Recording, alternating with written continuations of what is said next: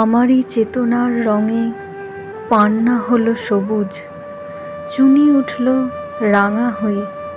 আমি চোখ মেললুম আকাশে, জ্বলে উঠল আলো পূবে পশ্চিমে।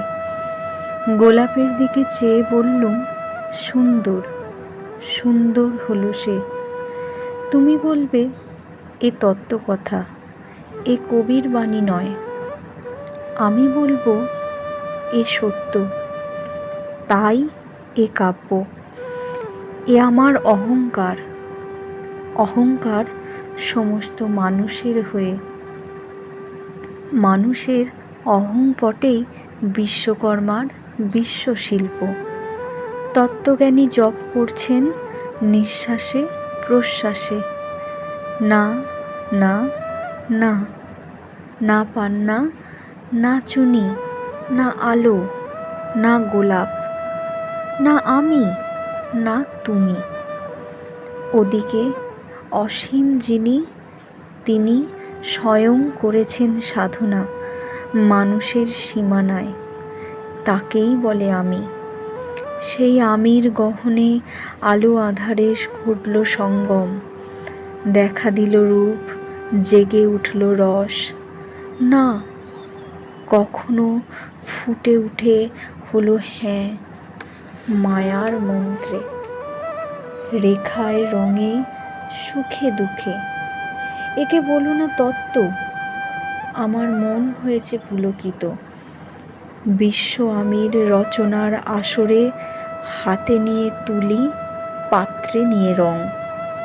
পণ্ডিত বলেছেন বুড়ো চন্দ্রটা নিষ্ঠুর, চতুর হাসি তার।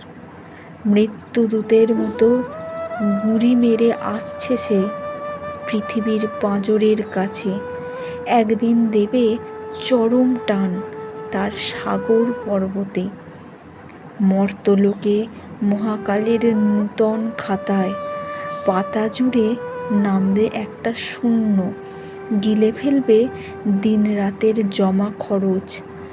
মানুষের কীর্তি হারাবে অমরতার ভান, তার ইতিহাসে লেপে দেবে অনন্তকালের রাত্রি। মানুষের যাবার দিনের চোখ বিশ্ব থেকে নিকিয়ে নেবে রং, মানুষের যাবার দিনের মন ছানিয়ে নেবে রস। শক্তির কম্পন চলবে আকাশে আকাশে, জ্বলবে না কোথাও আলো। বীণাহীন সভায় যন্ত্রীর আঙুল নাচবে, বাজবে না সুর।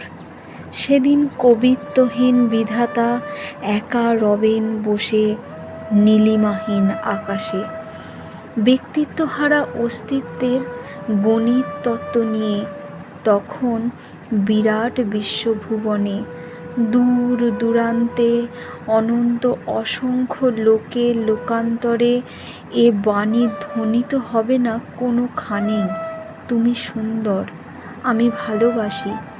বিধাতা কি আবার বসবেন সাধনা করতে যুগ যুগান্তর ধরে? প্রলয় সন্ধ্যায় জপ করবেন, কথা কও কথা কও, বলবেন বলো তুমি সুন্দর, বলবেন বলো আমি ভালোবাসি।